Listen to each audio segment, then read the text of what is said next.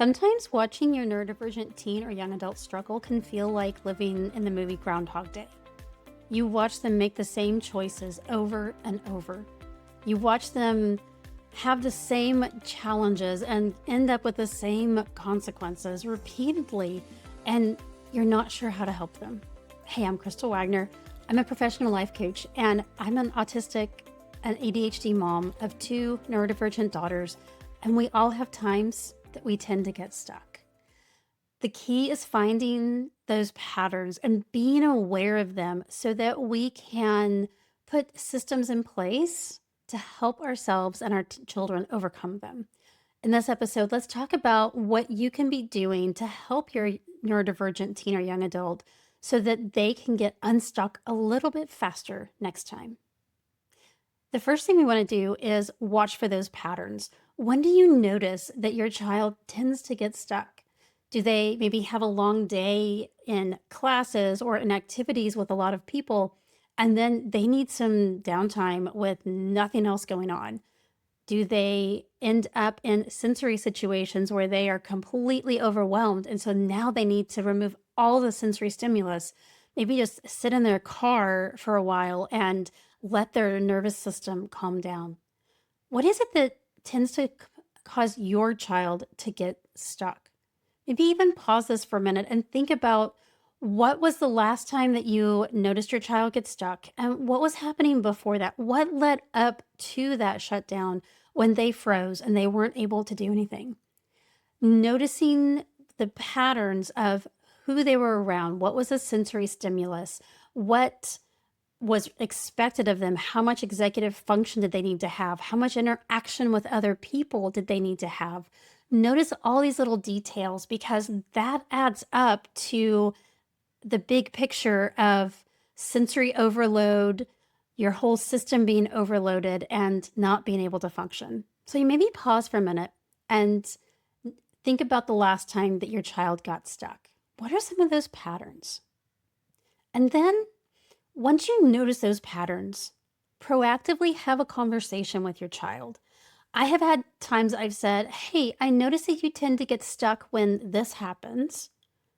Would it be helpful if I know that you have a similar situation coming up that I call and say, hey, how are you doing? If you're doing great, fine, we move on with your day. And if you're not, maybe we can take a moment to reset together.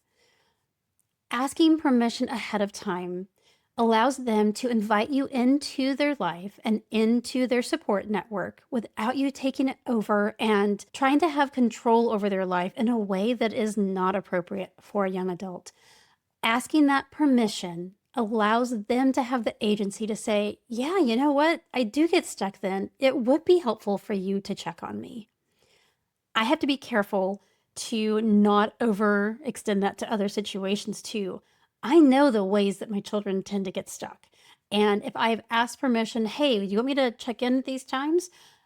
I might also say, well, I noticed they're getting stuck over here too. Hey, I'm just going to give them a call and see how it's going. But I try to be really cognizant of that. And if I notice that I'm doing that, I try to pause and at a neutral time when we're having another conversation, like, hey, you know what? I've noticed another time you tend to get stuck.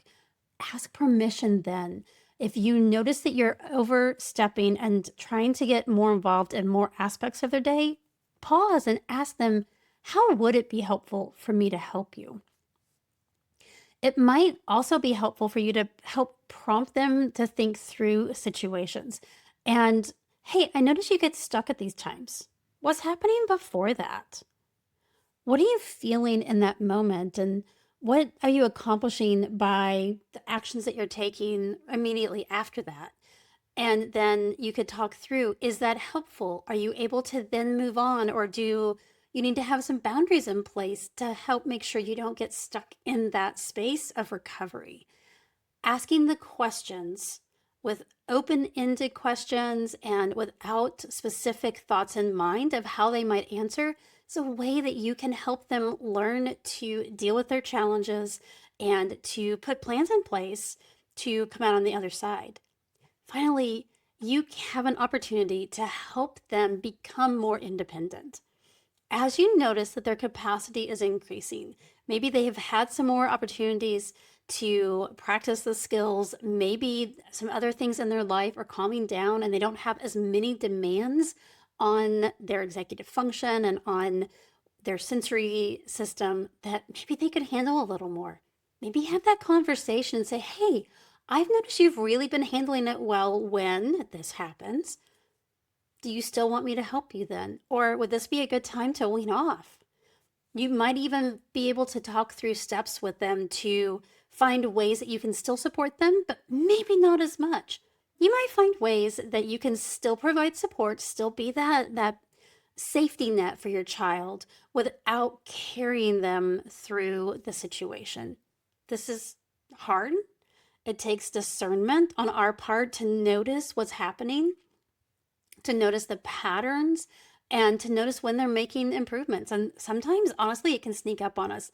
A lot of the times that I've had those conversations of, I actually think you could do more right now, came as a result of, hey, wait a minute, I don't like how I'm feeling right now.